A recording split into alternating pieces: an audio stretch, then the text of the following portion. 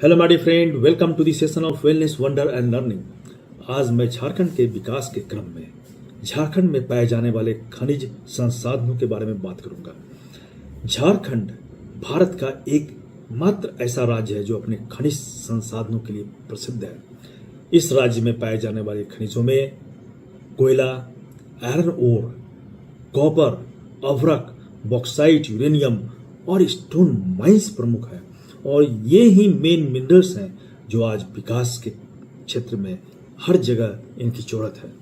इन खनिजों का खनन झारखंड की अर्थव्यवस्था का एक महत्वपूर्ण हिस्सा भी है और राज्य के विकास में इसका प्रमुख भागीदारी है। हालांकि खनन के साथ कई चुनौतियां जुड़ी हुई हैं, समस्याएं भी हैं जिनका सामना राज्य को करना पड़ता है। विशेष रूप से स्थानीय आदिवासी जो है उनके जीवन पर इस माइनिंग का बहुत गहरा प्रभाव पड़ता है। अब हम जानेंगे झारखंड के खनिज। कोयला। झारखंड में देश का सबसे बड़ा कोयला का भंडार पाया जाता है जो धनबाद, बोकारो, हजारीबाग जिले में स्थित है और इन्हीं जगहों पर कोयला खनन के माइंस के प्रमुख केंद्र भी हैं जो सीसीएल और बीसीसीएल चलाती है। Iron ore. झारखंड के सिंहभूम क्षेत्र में आयरन ओर का बड़ा भंडार है। इसका उपयोग स्टील बनाने में किया जाता है और ये भी जो है आज के विकास के दौर में सबसे महत्वपूर्ण मिनरल है। तांबा। तांबे के भंडार भी राज्य में काफी ज्यादा है, काफी मात्रा में है और तांबा उत्पादों का उपयोग विद्युत उद्योग में काफी ज्यादा होता है, प्रमुखता से इसी में होता ही है। और अभ्रक। झारखंड में पाए जाने वाले अभ्रक जो है, झारखंड में अभ्रक पाए जाते हैं जो हमारी अर्थव्यवस्था का, झारखंड की अर्थव्यवस्था का मेन बैकबोन कभी रहा करता था। और अभी क्या है कि कहने के तो अभ्रक जो है किसी कारणवश बंद हो गई हैं। अभ्रक की खानें बंद हो गई हैं और यहाँ के अर्थव्यवस्था जिन पर की काफी निर्भरता थी और इसमें काफी लोग काम करते थे और कोडरमा जो है अभ्रक नगरी के रूप में पूरे देश में ही नहीं विदेश में भी प्रसिद्ध रहा है। ईयर 1980 तक इस इलाके में इस अभ्रक की कई माइंस चलती थी जो लीगल माइंस थी। इनमें एक माइंस जो है क्रिश्चियन माइका भी था जो विदेशों में काफी प्रसिद्ध था और यहाँ के माइका को विदेश में भेजा जाता था। लेकिन अब माइका की चमक जो है फीकी पड़ गई है। माइका कारोबार पूरी तरह से फॉरेस्ट एक्ट 1980 के प्रभावी होने के बाद खत्म हो गई। ईयर 1860 के दशक में इस इलाके की अर्थव्यवस्था जो है इसी खनिज पर माइका पर निर्भर थी जो कई सालों तक रही। हजारों लोगों को इस खनिज की वजह से रोजगार भी प्राप्त हुआ। वन विभाग की सख्ती से पिछले कुछ सालों में इस माइका की जो खदानें हैं, माइंस जो है वो बंद हो गई हैं।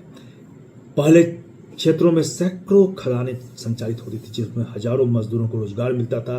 लेकिन अब सभी माइंस जो है, माइका की माइंस जो बंद है और यहाँ के लोगों का रोजगार छिन गया है, मजदूरों का पलायन भी हो गया है। और इन सभी के बावजूद कहने को तो ये माइका माइंस जो है बंद है, लेकिन इलीगल तरीके से माइनिंग आज भी हो रहा है और माइका का जो है सप्लाई आज भी इलीगल तरीके से किया जा रहा है। लेकिन कहीं न कहीं अभ्रक का खनन जो है प्रशासन की सख्ती के कारण पूरे क्षेत्र के मजदूरों के लिए ये नहीं के बराबर है और यहाँ की स्थिति जो है, मजदूरों की स्थिति दयनीय हो गई है। तो इस तरह से हम देखते हैं कि फॉरेस्ट एक्ट के चलते जो है, फॉरेस्ट एक्ट के चलते फॉरेस्ट क्षेत्र में ये पड़ता था, उसके फॉरेस्ट पर इसका को प्रभाव पड़ रहा था, इसके चलते माइका माइनिंग जो है बंद हो गया है। अब जो है और दूसरे प्रकार की जो खदानें हैं, दूसरे प्रकार के जो मिनरल्स हैं वो है यूरेनियम। यूरेनियम की माइंस जो है जादूगोड़ा और आसपास के क्षेत्रों में स्थित है। यह परमाणु ऊर्जा के उत्पादन में महत्वपूर्ण है। परमाणु के लिए इसका काफी महत्वपूर्ण योगदान है। बॉक्साइट और स्टोन माइंस, ये माइंस भी झारखंड में प्रचुर मात्रा में पाए जाते हैं और उनका उपयोग जो है एल्युमिनियम और सीमेंट के प्रोडक्शन में किया जाता है।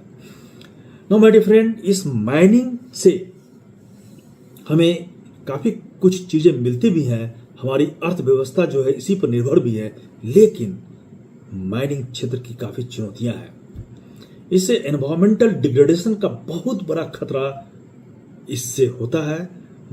माइनिंग एक्टिविटी के चलते फॉरेस्ट की कटाई होती है, जो हमारा वाटर जो सोर्स है वो पोल्यूटेड हो जाता है और मिट्टी की उर्वरा फर्टिलिटी जो है वो खत्म हो जाती है और हो भी गई है।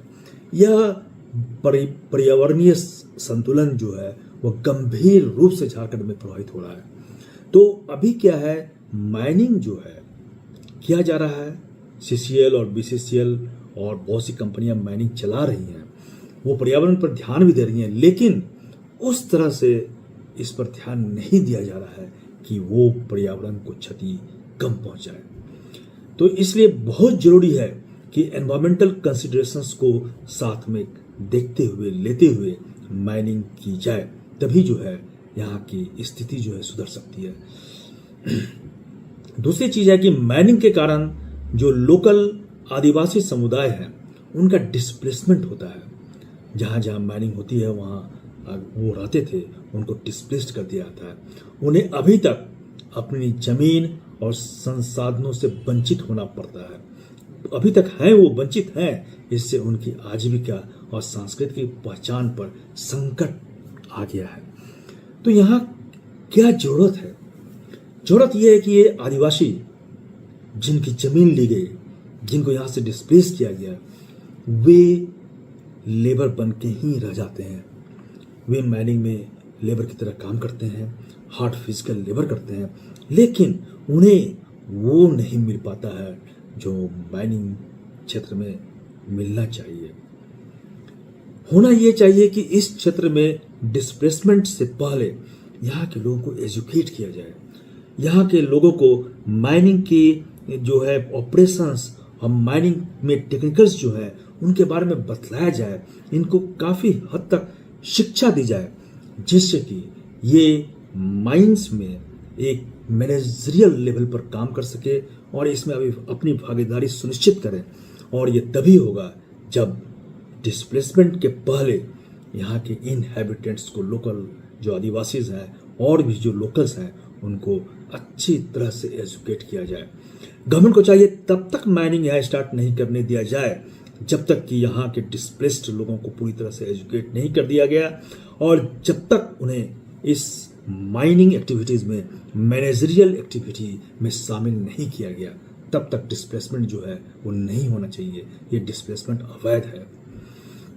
माइनिंग क्षेत्र में स्वास्थ्य संबंधी भी समस्याएं काफी ज्यादा है। माइनिंग क्षेत्र में काम करने वाले लेबर्स अब विशेष रूप से आदिवासियों को धूल, प्रदूषण और असुरक्षित कार्य स्थितियों के कारण गंभीर समस्याओं का सामना करना पड़ रहा है। सबसे पहले तो वो अब डिस्प्लेस्ड हो जाते हैं, अपने घर से वंचित हो जाते हैं, अपने खेतों से वंचित हो गए हैं और साथ साथ उन्हें जो है इस क्षेत्र में डस्ट और अन्य प्रकार के पोल्यूशन का सामना करना पड़ता है। उनकी स्थिति काफी गंभीर हो गई है। उनका स्वास्थ्य जो है दिन प्रतिदिन गिरता जा रहा है और वो मृत्यु का शिकार हो रहे हैं। तो इस गंभीर समस्या से निपटने के लिए डिस्प्लेसमेंट से पहले यहाँ पर स्वास्थ्य की पूरी व्यवस्था होनी चाहिए। पर्यावरणीय जो एनवायरमेंटल मैनेजमेंट प्लान है उसको पूरी तरह से लागू होना चाहिए ताकि इस क्षेत्र का एनवायरमेंट जो है बिगड़े नहीं और डिस्प्लेस्ड लोगों को इससे दिक्कत नहीं हो और उन्हें भागीदारी देकर, माइनिंग क्षेत्र में भागीदारी देकर उनके स्वास्थ्य को भी अच्छा बनाया जा सकता है और उनकी आर्थिक स्थिति को काफी उन्नत किया जा सकता है। इससे क्या होगा, हमारा झारखंड राज्य जो है उन्नत होगा और झारखंड राज्य जब उन्नत होगा तो इसकी पहचान पूरे देश में बनेगी और विश्व में बनेगी। पहचान है, लेकिन यहाँ के आदिवासियों की, लोकल्स की पहचान नहीं के बराबर है। आर्थिक असमानता काफी ज्यादा है इस क्षेत्र में। खनिज संसाधनों से होने वाले लाभ का बड़ा हिस्सा बाहरी कंपनियां और अधिकारियों के पास चला जाता है, जिसमें भ्रष्टाचार भी काफी ज्यादा है। CCL और BCCL गवर्नमेंट एजेंसी होने के बावजूद यहाँ भ्रष्टाचार इतनी ज्यादा है और बाहरी लोग इतने ज्यादा भरे हुए हैं कि आदिवासियों का यहाँ कोई मोल ही नहीं है।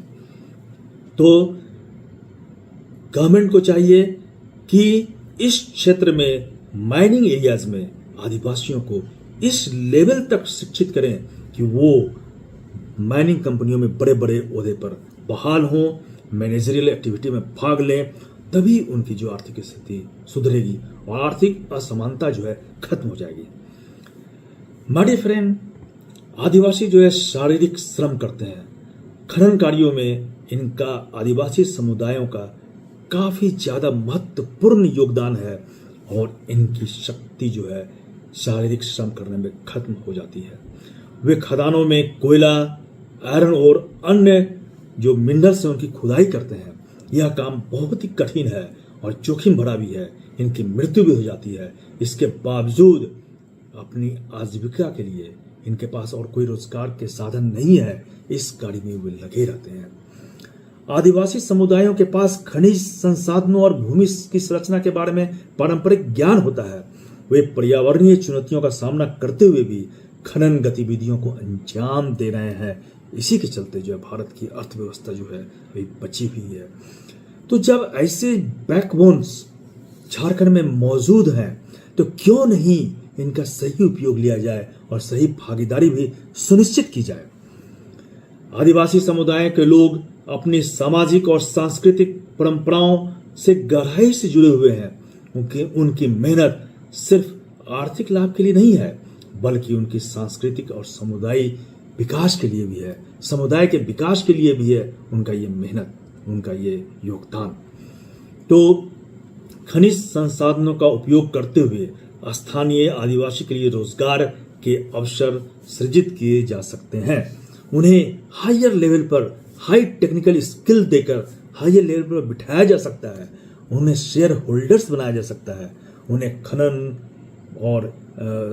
प्रोसेसिंग और अन्य क्षेत्रों के में उन्हें प्रशिक्षण देकर के उनकी ईमानदारी और उनके हार्ड वर्क को उपयोग में लाया जा सकता है और उन्हें स्वावलंबी बनाया जा सकता है। खनन क्षेत्रों में आदिवासी श्रमिकों की स्वास्थ्य और सुरक्षा को प्राथमिकता दी जाना बहुत जरूरी है। ये सबसे पहली प्राथमिकता होनी चाहिए कि आदिवासियों का स्वास्थ्य जो है वो सुरक्षित रहे। इसके लिए स्वास्थ्य सेवाएं यहाँ दृढ़ होनी चाहिए और सुरक्षा के उपकरण जो है पूरी तरह से प्रदान किए जाने चाहिए। आदिवासी समुदाय के बच्चों को गुणवत्तापूर्ण शिक्षा नहीं मिलती है।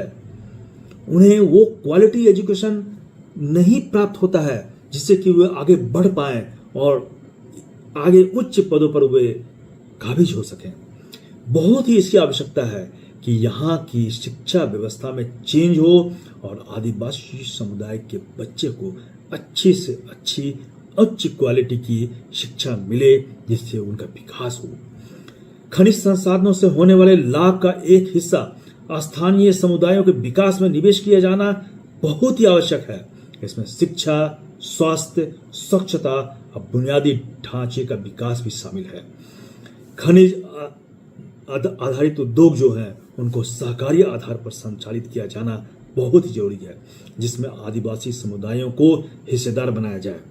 इससे वे अपने संसाधनों का अधिकतम लाभ प्राप्त कर सकेंगे। जो उन्होंने खोया है उनसे वे लाभ प्राप्त करेंगे और आर्थिक रूप से वे संपन्न होंगे, आत्मनिर्भर बनेंगे। खनन कार्यों के दौरान एनवायरमेंटल डिग्रेडेशन जो होता है इस पर विशेष ध्यान दिया जाना चाहिए। एनवायरमेंटल कंजर्वेशन जो है वो करना बहुत ही जरूरी है, तभी यहाँ के लोगों को सुरक्षित रखा जा सकता है। इसके लिए कंटिन्यूअस माइनिंग प्रक्रियाओं का जो अपडेशन है, अपडेट्स जो है, अब जो उनकी जो करंट टेक्नोलॉजी है उसको अडॉप्ट करना, प्लांटेशन करना और पोल्यूशन कंट्रोल पॉलिसीज को अपनाना, ये बहुत ही आवश्यक है। माय डियर फ्रेंड, झारखंड में खनिज संसाधनों का सही और स्वदेशी उपयोग आदिवासी समुदायों के जीवन को बेहतर बनाने में महत्वपूर्ण भूमिका निभा सकता है। खनन क्षेत्रों में आदिवासियों को कड़ी मेहनत, उनके पारंपरिक ज्ञान और श्रम शक्ति का सम्मान करते हुए उनके जीवन स्तर को सुधारने के लिए प्रभावी कदम उठाने की आवश्यकता है। और विवेकानंद के कहे इन वाक्यों को जरूर अपनाना चाहिए। उठो, जागो और तब तक नहीं रुको जब तक कि तुम अपने लक्ष्य को प्राप्त नहीं कर लेते हो। यहाँ के लोगों को, यहाँ की सरकारों को और यहाँ के इनहेबिटेंट्स को, जो लोकल आदिवासी है, उनको भी उठना होगा, जागरूक होना होगा और तब तक संघर्ष करना होगा जब तक कि वे अपने लक्ष्य को प्राप्त नहीं कर लेते हैं।